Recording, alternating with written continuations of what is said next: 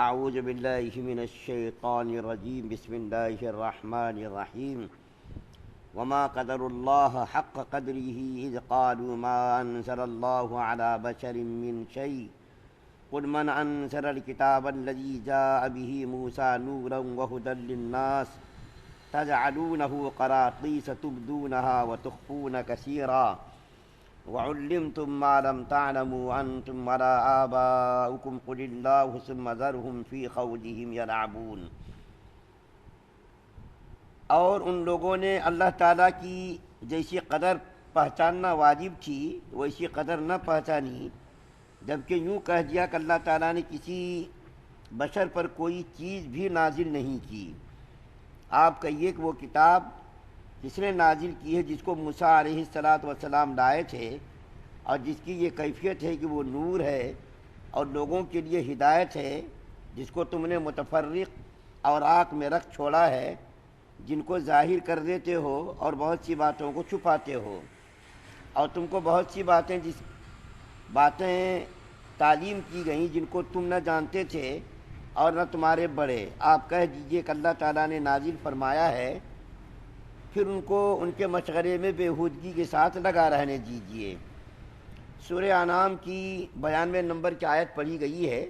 اس آیت کریمہ میں اللہ تعالیٰ کی جو بے قدری کفار نے اور یہود نے کی تھی، اس کے بارے میں اللہ تعالیٰ فرما رہے ہیں کہ اللہ تعالیٰ کی جیسی قدر ان کو کرنی چاہیے تھی ویسی قدر انہوں نے نہیں کی۔ اس میں دو باتیں عرض کی گئی ہیں۔ ایک تو یہ کہ ان لوگوں نے کہا کہ کسی بشر پر کوئی چیز نازل نہیں کی گئی، تو یہ کہنے والے کون تھے؟ اللہ تعالیٰ جو فرما رہے ہیں کہ ان لوگوں نے کہا کہ کسی بشر پر کوئی چیز نازل نہیں کی گئی، کہنے والے لوگ کون تھے؟ تو مفسرین نے اس کے دو مطالب بیان کیے ہیں۔ ایک تو یہ کہ کفار مکہ نے یہ کہا تھا، نبی کریم صلی اللہ علیہ وسلم کو کفار مکہ نے یہ کہا تھا کہ کوئی چیز بھی اللہ تعالیٰ نے کسی بشر پر نازل نہیں کی ہے۔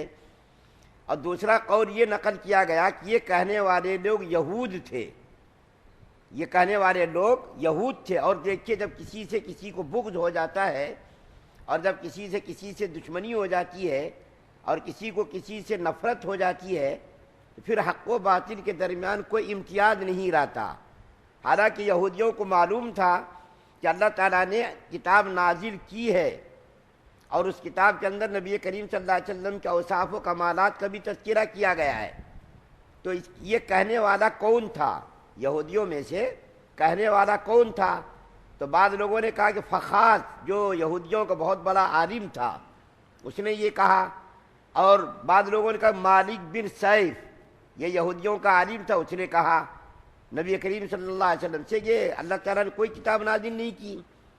تو یہودیوں نے یہ دیکھا کرے یہ تو بالکل غلط بات کہہ رہا، تو اس میں بھی کچھ لوگ تھے سمجھدار لوگ کہ یہ جو کہہ رہا ہے کہ اللہ تعالیٰ نے کسی بشر پر کوئی چیز نازل نہیں کی، یہ تو ہمارے اوپر ہی بات آ جائے گی۔ تو ان لوگوں نے کہا کرے تم ایسی بات کیسا کہہ رہے ہو کہ کسی بشر پر اللہ تعالیٰ نے کوئی چیز نازل نہیں کی ہے؟ لیکن وہ مانا نہیں، اپنی ضد پر، اپنی حد دربی پر اور اناد پر اور بغض و عداوت پر قائم رہا، کیونکہ ان کو نبی کریم صلی اللہ علیہ وسلم سے بڑی عداوت تھی، اور ساری دنیا کے اندر سب سے زیادہ عداوت نبی کریم صلی اللہ علیہ وسلم سے ان لوگوں کو تھی، یہودیوں کو اور کفار کو۔ قرآن کے اندر بھی کہا گیا کہ مسلمانوں کا سب سے بڑا دشمن نمبر 1 یہودی۔ ابھی چھٹے پارے میں یہ بات، چھٹے پارے بالکل آخر میں یہ بات گزری کہ مسلمانوں کا سب سے بڑا دشمن دنیا میں یہودی ہے، اور دوسرے نمبر پر یہ کفار و مشرکین ہے۔ سب سے پہلا نمبر یہودیوں کا آتا ہے دشمنی میں، اس لیے یہودیوں میں بہت کم لوگ مسلمان ہوئے، نصرانیوں میں بہت زیادہ لوگ مسلمان ہوئے، لیکن یہودیوں میں خال تھوڑے لوگ مسلمان ہوئے، جیسا کہ عبداللہ ابن سلام رضی اللہ تعالیٰ عنہ ہیں، یہ مسلمان ہوئے، بہت بڑے عالم تھے، بہت کم لوگ مسلمان ہوئے۔ نصرانیوں میں اور دوسری قوموں کے لوگ مسلمان ہوئے۔ تو اللہ تعالیٰ فرما رہے کہ اس نے جو یہ کہا کہ اللہ تعالیٰ نے کسی بشر پر کوئی چیز نازل نہیں کی، تو آپ ان سے کہہ دیجئے کہ موسیٰ علیہ السلام پر تورات تو اللہ نے نازل فرمائی، جو لوگوں کے لیے ہدایت تھی اور نور تھی وہ کتاب. یہ الزامی جواب دیا گیا ان کو کہ تم ایسا کہہ رہے ہو کوئی چیز نازل نہیں کی گئی، حالانکہ اللہ تعالیٰ نے موسیٰ علیہ السلام پر تورات نازل کی، یہ تم کو بھی معلوم ہے، اور یہ تم ایسا کیسا کہہ رہے ہو کوئی چیز نازل نہیں کی. تو اس آدمی سے یہودیوں نے تعلق توڑ دیا، کیوں ان کی عزت چلی گئی نا، یہودیوں کی عزت چلی گئی. تو یہودی لوگوں نے مالک بن صائب سے تعلق توڑ لیا. تم نے ایسا جھوٹ کہہ دیا جس سے ہم لوگوں کی عزت چلی گئی، اور تم نے ایسا کیسا کہہ دیا کہ کوئی چیز نازل نہیں کی، تم کو یہ کہنا نہیں چاہیے تھا. دوسری چیز دیکھیے اس کے اندر بیان کی گئی ہے، قراطیس. قراطیس قرطاس کی جمع ہے. اوراق کو مختلف ٹکڑے ٹکڑوں میں جو چیز لکھی رہتی ہے، تحریر رہتی ہے، وہ اس کی جمع اور قراطیس. ان لوگوں نے تورات کو کیا کیا تھا، مختلف اوراق میں لکھ کر کے رکھ لیا تھا. اوراق میں ایک جگہ جمع کر کے نہیں رکھ لیا تھا، جیسا یہ قرآن پاک ایک جگہ ہے. ان لوگوں نے تورات کو ٹکڑے ٹکڑوں میں بانٹ کر کے رکھ لیا تھا. جب کوئی چیز ان کو ضرورت پڑتی اس میں سے نکالتا اور اپنے آدمیوں کو دکھا دیتا. کوئی جاہل آدمی آتا پوچھنے کے لیے کہ بھائی مجھ کو اس کے بارے میں بتائیے، تو صندوق میں سے ہاتھ ڈال کر کے ورق نکالتا اور نکال کر کے دکھاتا، دیکھو یہ مسئلہ ہے. اور جس ورق میں نبی کریم صلی اللہ علیہ وسلم کی تعریف اور توصیف اور کمالات کا ذکر ہوتا، اس کو وہ لوگ چھپا دیتے تھے اور کہتے کہ اس میں نبی کریم صلی اللہ علیہ وسلم کا کوئی ذکر ہی نہیں ہے.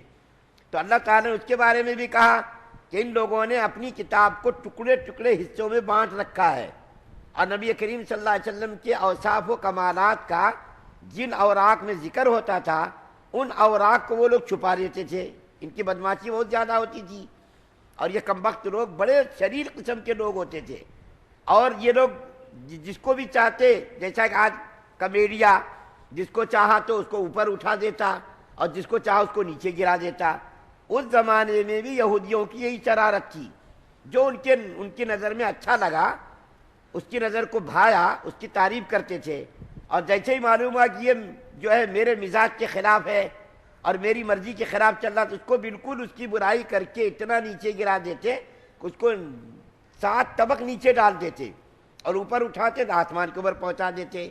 تو ان کا یہ کام تھا کہ تورات کو مختلف حصوں میں بانٹ بانٹ کر کے رکھ دیا تھا، اپنی مرضی مطابق اس کو یہ لوگ استعمال کرتے تھے. تو اللہ تعالیٰ آخر آیت میں فرما رہے ہیں ان کمبختوں کو ان کے انہی مشغلوں میں رہنے دیجئے، آپ اس کے پیچھے مت لگیے. وہ جو جس کام میں لگے ہوئے ہیں آپ اس کو انہی کاموں میں لگے رہنے دیجئے بس. تو اللہ تعالیٰ نے اس میں جو 2 باتیں عرض کی مفسرین نے، کہ ایک تو کہنے والے کفار و مشرکین تھے، دوسرا قول یہ ذکر کیا کہ کہنے والے یہ یہود تھے. تو یہود ہی کا قول یہ زیادہ مناسب معلوم ہوتا ہے، کیونکہ اس آیت کریمہ کے اندر حضرت موسیٰ علیہ السلام کا بھی ذکر ہے، موسیٰ علیہ السلام کا ذکر ہے، تورات کا ذکر ہے. تو بہتر معلوم یہی ہوتا ہے کہ کہنے والے یہودی ہی لوگ تھے.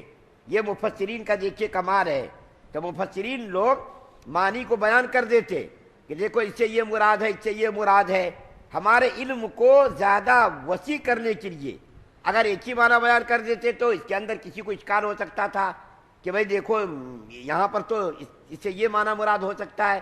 لیکن مفسرین کا کمال یہ ہے کہ وہ لوگ معنی کو پورا کھول کر کے بیان کر دیتے. یہ معنی بھی ہو سکتا ہے، یہ معنی بھی ہو سکتا ہے، یہ دونوں میں سے یہ جس کو جو دل کو لگے وہ قبول کر لو. یا تو یہودی لوگ ہی اس کے جو ہے کہنے والے ہو سکتے، یا تو کفار مشرکین ہو سکتے. تیسرا قول کوئی ذکر نہیں کیا گیا ہے. اللہ تعالیٰ سے دعا ہے کہ اللہ تعالیٰ ہم تمام مسلمانوں سننے زیادہ عمل کی توفیق عطا فرمائے. سبحان اللہ و بحمدہ.